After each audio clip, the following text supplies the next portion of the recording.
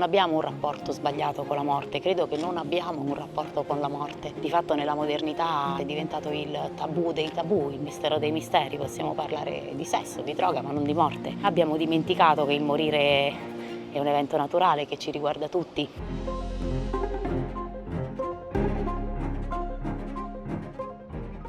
Sono Davide Traglia e sono a Pescara per raccontarvi la storia di Ilaria Di Liso, assistente spirituale che offre sostegno ai pazienti con malattie gravi e terminali. In Italia parlare di fine vita accende sempre forti polemiche fra chi sostiene il diritto di scelta e chi invece teme possibili derive. Nel 2019 la Corte Costituzionale ha stabilito la non punibilità del suicidio assistito, ma il Parlamento non ha mai adottato una legge nazionale lasciando così un vuoto normativo. Da qualche anno PD fa parte del progetto Sfera, un network di media europei che raccontano le sfide del mondo con un approccio cross-border e internazionale. Questo progetto, promosso dalla Commissione europea, ci porta oggi a Pescara per cercare di capire, al di là delle leggi, cosa significhi veramente accompagnare una persona nella malattia e nel fine vita.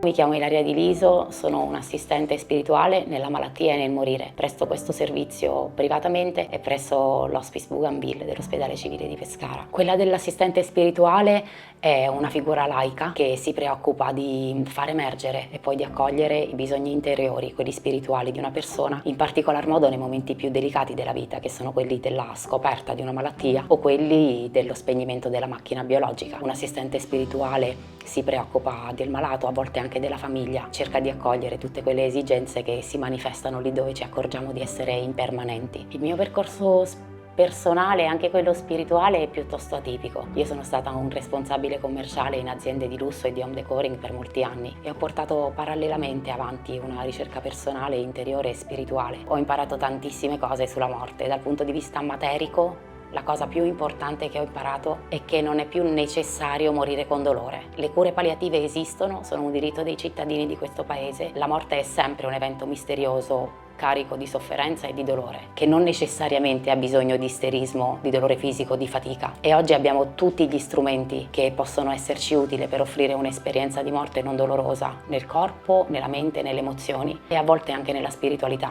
Credo, ma questa è la mia opinione per la mia esperienza, che il medico palliativista sia un medico un po' diverso, perché non è un medico che guarisce, è un medico che cura, prende in carico anche la sua famiglia nella sua totalità. Quindi per la mia esperienza devo dire che sebbene la modernità di fatto sia medicalizzata, forse nella terapia del dolore e nelle cure palliative siamo in un momento storico in cui ci sentiamo un po' più pronti a reintegrare il mistero all'interno della scienza.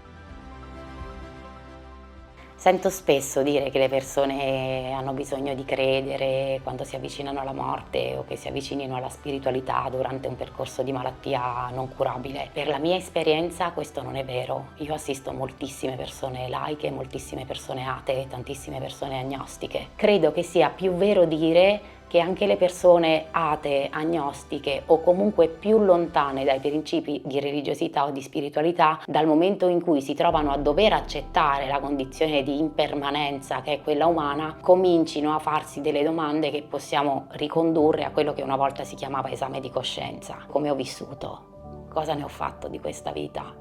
Queste sono domande per tutti, non sono domande che riguardano le persone che hanno un credo. Ti direi anche che l'assistenza spirituale dell'ateo è un grande privilegio perché ci vuole tantissimo coraggio a compiere un percorso di consapevolezza verso la morte, certi del fatto che dopo non ci sia nulla. Il religioso ama farsi assistere spiritualmente nella preghiera, quindi ti direi che a prescindere da quale sia la sua religiosità, i mantra delle preghiere sono un ottimo modo per accompagnare una persona che abbia scelto un percorso di consapevolezza verso la morte. Normalmente la persona che è alla ricerca, lo spiritualista come lo chiamiamo nella modernità, una persona volenterosa di dialogare e quindi spesso ci chiede come si muore.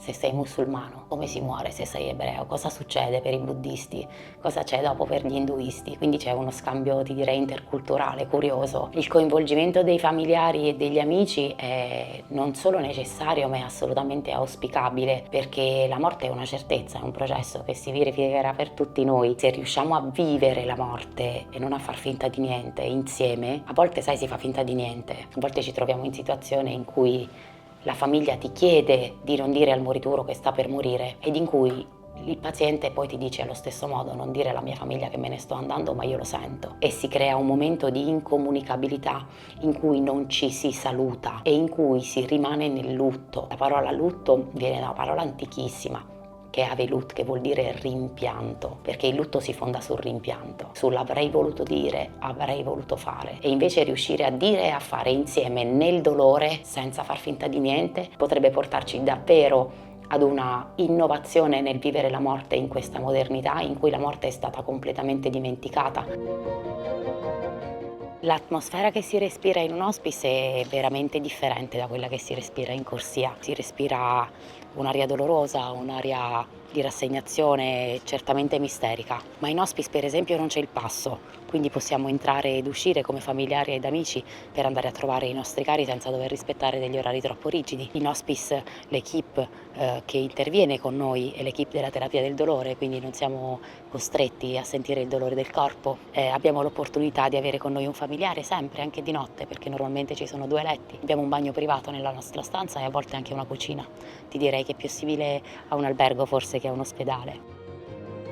Non abbiamo un rapporto sbagliato con la morte, credo che non abbiamo un rapporto con la morte. Di fatto nella modernità la morte è diventato il tabù dei tabù, il mistero dei misteri. Possiamo parlare di sesso, di droga, ma non di morte. Nella modernità abbiamo dimenticato che il morire è un evento naturale che ci riguarda tutti. Abbiamo portato davvero fuori dalla vita la morte. Ci sono le case funerarie, la morte succede fuori dalla casa e lentamente abbiamo dimenticato che il processo del morire ci appartiene e ci riguarda tutti. C'è chi ti racconta che ha visto la madre o il padre morti 50 anni prima, chi ti racconta che vede tanti bambini o tanti animali intorno al letto, ma davvero sono esperienze quotidiane che chiunque viva a fine vita può verificare personalmente. Io non mi sono mai data risposte, ho sempre continuato a farmi domande, non mi interessa molto se sia vero o meno, però la bellezza, il mistero, il silenzio che si cela in questi momenti così vulnerabili, così delicati della vita è veramente meraviglioso.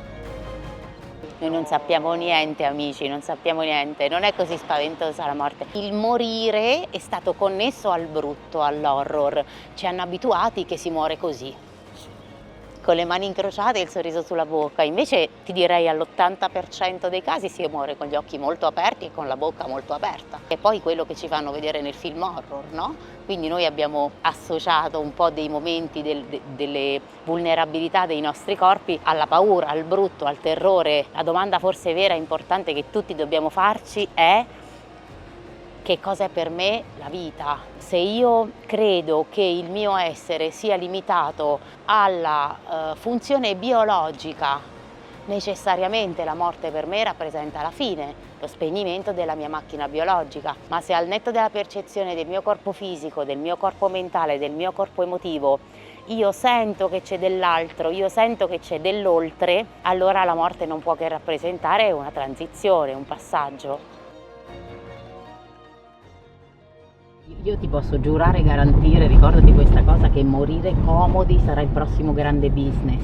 Pensarci nella condizione del dolore che si può incontrare quando c'è una malattia delicata non è pensabile per la nostra tempra. L'assistente spirituale ha visto tantissime persone morire, ha fatto questo percorso con tantissime persone, sa esattamente come funzionerà.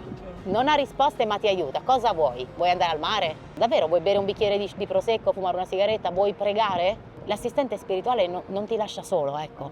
Non ti lascia solo nella tua spiritualità, nella tua ricerca, non nella sua.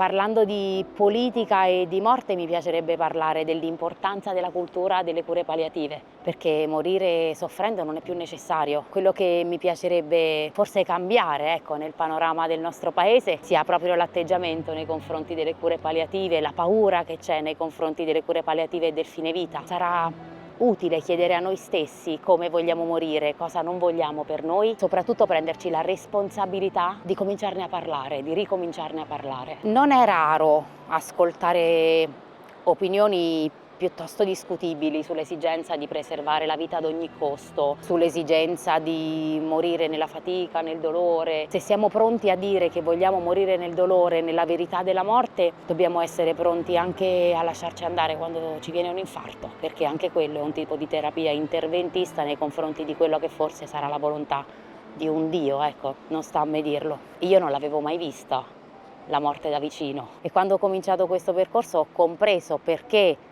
è importantissimo evitare di accanirsi con le ideologie nei confronti della morte. Invito chiunque sostenga fermamente che la vita va preservata ad ogni costo ad andare a trovare, ad incontrare una persona con una malattia oncologica che ha creato delle lesioni devastanti o una persona con la SLA. Io non ho un'opinione certa, ma trovo che l'accanimento terapeutico sia un peccato.